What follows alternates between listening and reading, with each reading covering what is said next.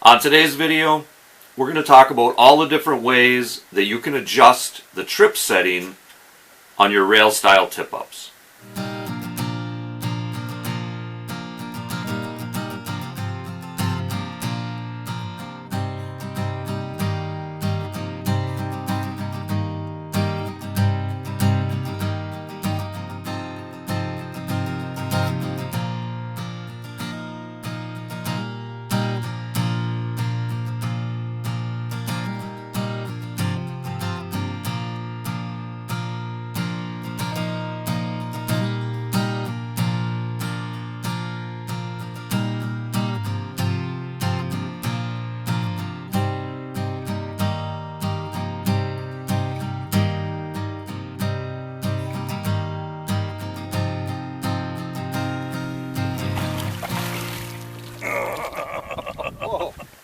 Hey there, outdoor YouTubers. It's Dave Knetter from Knetter's Practical Outdoors.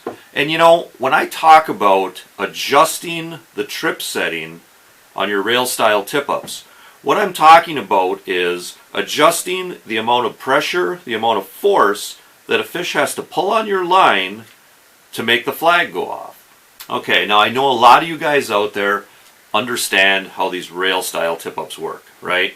You've got a spool down here at the bottom with your line on it. The line goes through this line guide and then down to your bait. The spool is attached to this shaft, and this shaft comes up to this T-bar at the top. Alright, when the spool spins, the T-bar spins. And then you take your flag, you bend this spring-loaded flag underneath that T-bar, and then when a fish takes your line, it spins the shaft and it releases the flag. The flag pops up and you know you had a bite. Okay, alright, just so we're all on the same page there. So why should we be concerned with the adjustment of the trip setting on our tip-ups? Okay, why do we care so much about how much pressure it takes to make this flag go off? Alright, well now a lot of us are going to be fishing with live minnows below our tip-up. And kind of the trick is you want that trip setting to be just heavy enough so that minnow doesn't trip the flag off, but you want it just light enough so that when a fish hits it, that fish feels the minimal amount of resistance. Now sometimes guys like to put bugs and grubs below a tip-up. Sometimes guys like to fish with dead bait below tip-ups. I know I do a lot of fishing like that. And even though you're not going to have this live bait kind of pulling on your line and maybe accidentally tripping your flag, you've also got to have that trip setting just heavy enough so just the weight of that rig isn't going to trip your flag off accidentally.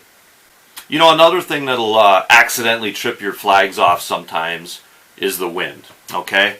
But I don't generally try to adjust my trip settings to compensate for the wind.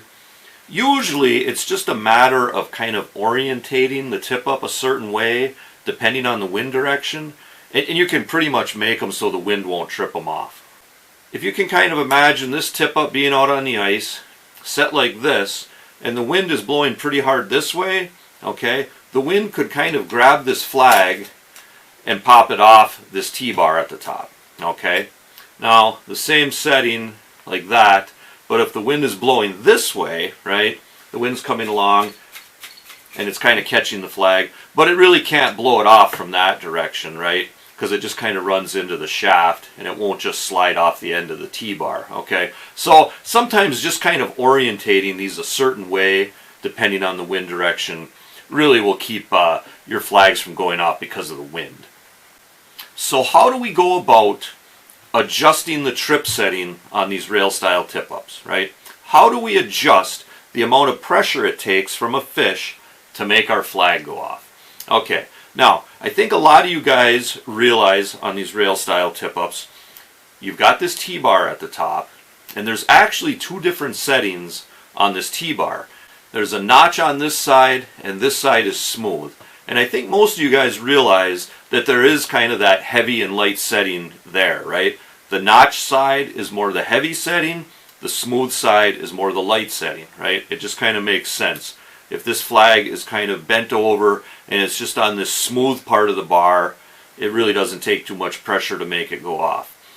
if that flag is tucked under this notch and it's right in that notch, it takes a little bit more pull, you know, to get that notch to overcome the spring-loaded pressure of the flag and kind of release it. Okay, like I say, I think most of you guys realize you've usually got two settings at the top on the T-bar of these tip-ups. Now, they can be a little bit different. This particular tip-up has a deep notch and a shallow notch. Okay, and again, the deep notch would be the heavier setting, the shallow notch would be the little lesser setting. And this one also has two notches. You know, one just kind of has this smooth tapered end to it, and that one's a little bit lighter. This one kind of has this more bulky end to it. That's the little bit heavier setting. Okay, so always keep that in mind. Most of these rail style tip-ups are going to definitely have this heavy and light setting at the top of the T-bar.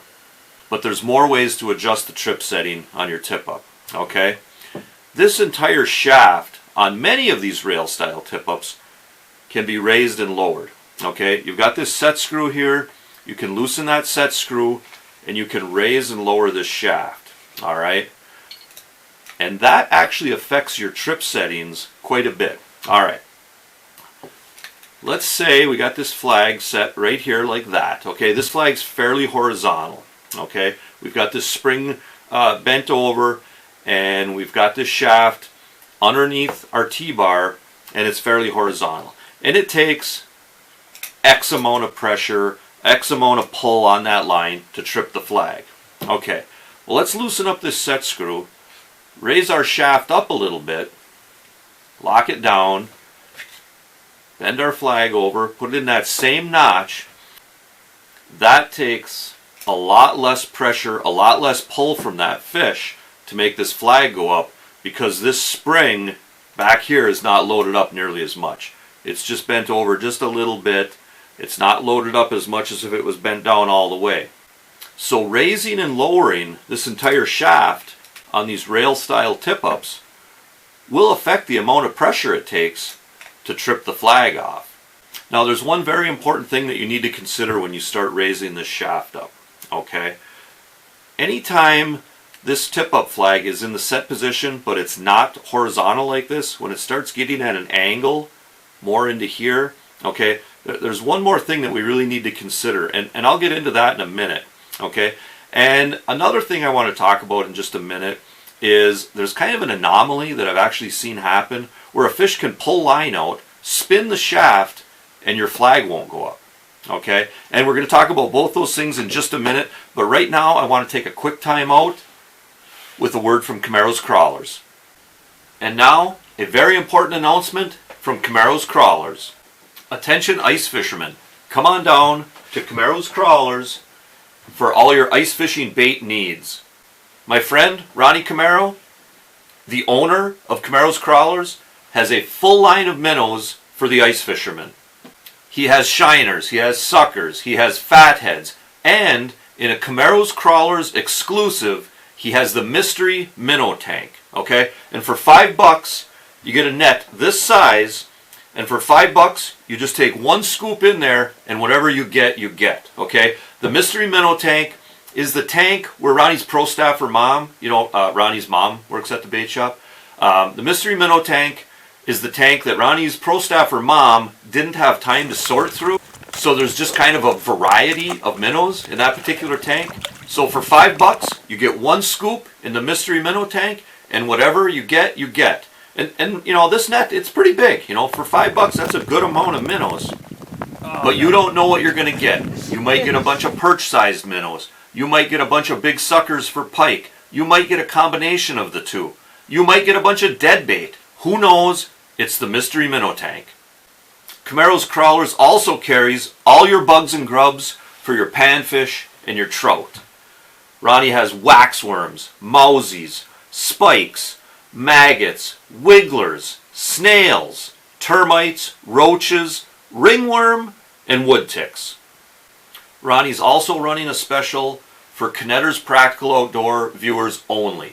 If you go down to Camaro's Crawlers and spend over $10, Ronnie will throw in a free Camaro's Crawlers tip-up hole cover, right? You guys have seen these before, right? Kind of put them around your tip-up like this. Then when you set your tip-up down in the hole, this nice cover keeps the hole from freezing up, right? And I know Ronnie put in a real big order to get a bunch of these, so he's not going to run out anytime soon. And I think by a big order, I just mean, you know, he gave his pro staffer mom some cardboard and some scissors and had her cut these out. But I know, like, Ronnie's girlfriend, she did the graphics for these. You know, they're pretty cool. And they're all hand done, so they're all kind of unique. You know, they're kind of like collector's items. I don't know, I think this one came from a pizza box.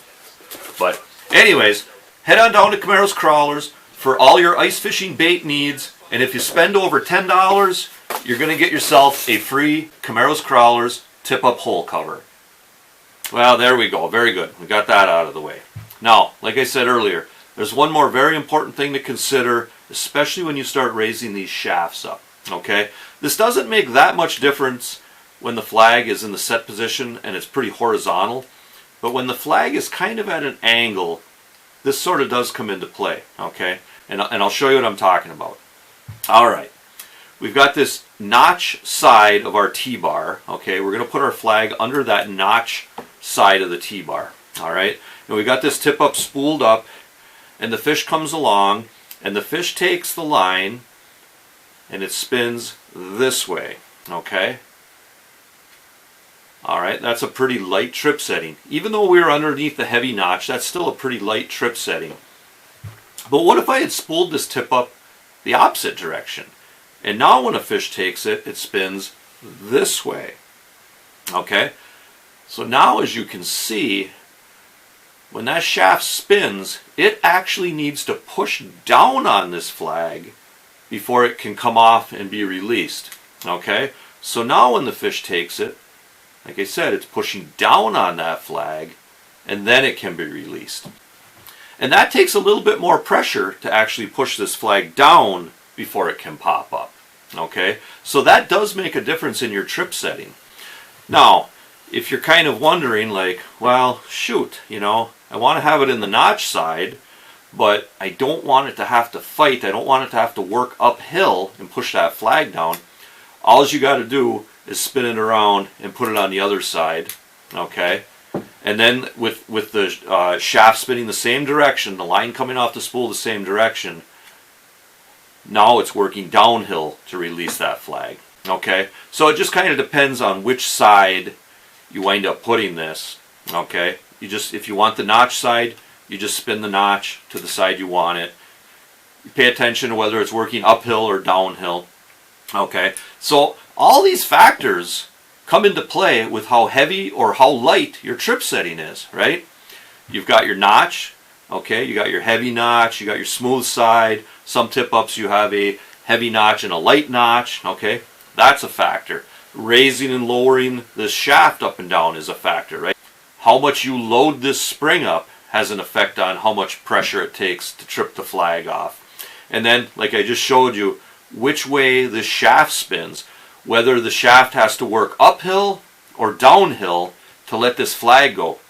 So as you guys can see, there is a lot of different ways to get a lot of different trip settings on these rail style tip-ups.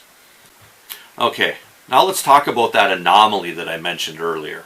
Okay, where a fish can actually take line off of your tip-up, spin this shaft, but the flag won't go up. Okay, and I saw this happen. I really did see this happen. And it is more a factor when these shafts are up a little bit, okay? And this flag is set at an angle as opposed to horizontal, okay? So let's pretend we're out on the ice, and we're going to set this tip up. We're at a little bit of an angle, okay? And it's set up to where when a fish takes it, the spool turns this direction, and it's kind of working uphill, right? It has to kind of push this flag down before it can be released and let it spring up. All right, and this is kind of what happens. I'll see if I can replicate it. So the fish kind of takes it, and it's got to push that flag down a little bit. But as it's pushing it down, the shaft spins so fast that the other side of this T-bar comes around and catches the flag. And I actually did see that happen one time.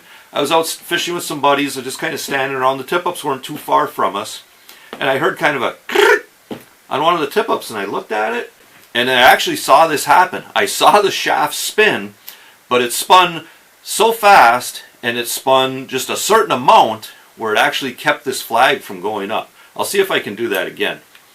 Okay, so you got the flag set like this, and again, you notice how it's got to push that flag down just a little bit, which that's a good thing, right? Because that gives you more variables in your trip settings. It gives you more options for your trip settings. But keep in mind, every once in a while this could happen. It's pushing down on that flag, and the other side comes around so fast as that flag's being pushed down that it catches the flag from going up. But that scenario, it's really a complete non-issue in my mind. Okay, if a fish takes your bait and swims off, at some point this shaft is going to slow down. Okay, it's going to stop. It is going to release that flag.